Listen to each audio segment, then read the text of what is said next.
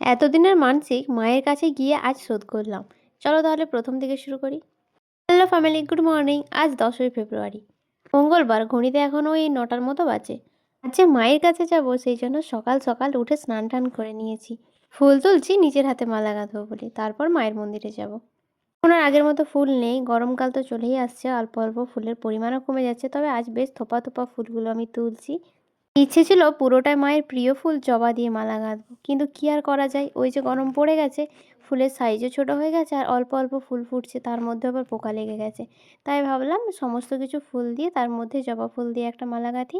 এই যে সমস্ত ফুল তুলে নিয়ে চলে এসেছি, আমি ভালোবেসে মালা গাঁথলে মা নিশ্চয়ই গ্রহণ করবে। এই দেখো জবা ফুলের সাইজ কত ছোট হয়ে গেছে, আর কত কম কম ফুল ফুটেছে। যাই হোক, চলো এইগুলো দিয়েই কিছু একটা করি। এই যে মালা গাঁথা হয়ে গেছে, এইভাবে মালাটা আমি কমপ্লিট করেছি। ওহ, তোমাদের তো বলাই হয়নি, আজ তোমার শ্যাডোর পুজো, মানে আমার নতুন গাড়ি পুজো দেব। আগের ভিডিওতে তোমাদেরকে দেখিয়েছিলাম মায়ের জন্য একটা জামদানি নিয়েছি, ওই যে খাটের উপরে রাখা আছে, ওটাও আজকে মাকে দেবো। মানসিকটা শোধ করতে তো আমি যেতামই, তার মধ্যে গাড়িটা যেহেতু চলে এসেছে, তাই ভাবলাম আজই চলে যাই গাড়ি পুজোটা দিয়ে দিই। মঙ্গলবারের অপেক্ষায় আমি ছিলাম। এখন সমস্ত কিছু সাজিয়ে নিচ্ছি, মন্দিরে গিয়ে একে একে সমস্ত কিছু আবার বের করে মায়ের কাছে সাজিয়ে দেব। চলো তাহলে যাওয়া যাক। ব্যাগপত্র গুছিয়ে নিয়ে আমি বেরিয়ে পড়লাম। আজ ভাই নেই, কলেজ গেছে। আর এদিকে অভিরও শালবনীতে একটু কাজ ছিল ব্যাংকে, তাই ওকেও ডেকে নিলাম। ভাবলাম একসাথে গিয়ে পুজোটা দিয়ে আসি। আর এদিকেও আমার নতুন গাড়ির জন্য একটা কি সুন্দর লকেট কিনে নিয়ে এসছে, ওটাই পরিয়ে দিচ্ছে। আমার প্রতিটা জিনিসের ওপর একটা আলাদা মেয়ে মেয়ে ভাব দরকার থাকে, সে প্রত্যেকটা জিনিসেই। তাই আমার পছন্দ মতো একটা মেয়ে মেয়ে লকেট নিয়ে চলে এসেছে। চলো, এখানে লকেট তো আমার পরানো হয়ে গেল, বেশ সুন্দর লাগছে দেখতে। এখন এখান থেকে সোজা যাব ব্যাংকে। এখন আমাদের ব্যাংকের কাজ মেটানো হয়ে গেছে, এবার যাব মন্দিরে, কেননা আমাদেরকে আগেই ব্যাংকে ঢুকতে হতো, এতটা ইম্পর্ট্যান্ট কাজটা ছিল। তারপরে এলাম বেনা দোকানে, মানে দর্শকর্মা দোকানে। এখান থেকে পুজোর জন্য জিনিসপত্র নেব, যেহেতু গাড়ি পুজো দেবো তো কিছু জিনিস নেওয়ার আছে একটু বেশি। দর্শকর্মা দোকান কেনাকাটা হওয়ার পর এসেছি আমি ফলের দোকানে, এখান থেকে ফল টলগুলো নিয়ে নেব।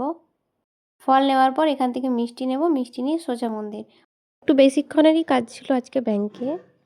আগে ওই জন্য ব্যাংকের কাজটা সামলালাম, যাতে আমরা শান্তিমতো পুজোটা দিতে পারি। কেনাকাটা হয়ে গেছে, এখন যাচ্ছি মায়ের মন্দির। আমরা আসছি শালবনীরই একটা মন্দিরে, আমি ছোট থেকে এই মন্দিরে আসি। তোমরা আশা করি জানো, অনেকেই আমার ভিডিওতে এই মন্দিরটা দেখে থাকবে। এসে নিয়ে আমি সমস্ত কিছু বার করে আগে গুছিয়ে নিচ্ছি, তারপর মায়ের কাছে নিয়ে এলাম। এই হচ্ছে মায়ের মূর্তি, যেটা দেখলে তোমাদের দেখতেই ইচ্ছে করবে। আর মায়ের জন্য যে শাড়িটা নিয়ে এসেছিলাম, ওটা আজকে পরানো হবে না। তোমরা দেখো, একটা শাড়ি পরেই আছে মা, লাল সাদা। এটা বোধহয় আজই পরিয়েছে বললেন। আমার শাড়িটা 1-2 দিন পর পরানো হবে বললো আমাকে। আর এইদিকে আমার শ্যাডো পুরো সোজা সোজা মায়ের দিকে তাকিয়ে আছে। একটু দেরি করেছে, ভালোই হয়েছে, একদম মন্দিরটা ফাঁকা পেয়েছি। আরও আগে এলে প্রচণ্ড পরিমাণে ভিড় হয়েছে, তো তার উপরে আজকে মঙ্গলবার, এখানে তো পুজো শুরু হয়ে গেছে। আর এদিকে আমার গাড়ি পুজোও চলছে। আজকে তোমাদেরকে ভিডিওটা ভালোভাবে দিতে পারলাম, কেননা আজকে অভি আছে, ক্যামেরাটা ধরে দিয়েছে। তাও আবার অনেক বলার পর। এর আগে যতবার এসেছি এত ভালোভাবে মন্দিরের এত সুন্দরভাবে ভিডিও করা হয়নি। মোটামুটি আমার গাড়ি পুজো হয়ে গেছে, এবার এই লাল সালুটা বেঁধে দিতে হবে। কোথায় বাঁধবে ওটাই বুঝতে পারছে না। গাড়িটার এইবারের মডেলটা একটু অন্যরকম করে দিয়েছে। মন্দিরে এলে ভিড় আমার না একদম ভালো লাগে না। আমি জানি সবার মন্দির, সবাই আসবে, কিন্তু ভিড়টা ঠিক ভালো লাগে না। একটু শান্তি মনে পুজো দেবো বা মায়ের কাছে বসবো, এটাই যেন হয় না। জানো তো, আমাদের এখানে এই মন্দিরটা অনেক জাগ্রত, অনেক দূর দূর থেকে মানুষ আসে পুজো দিতে। এবার আমাদের পুজো দেওয়া হয়ে গেছে, আবার ঠিকঠাকভাবে সমস্ত কিছু ব্যাগে নিয়ে নিচ্ছি।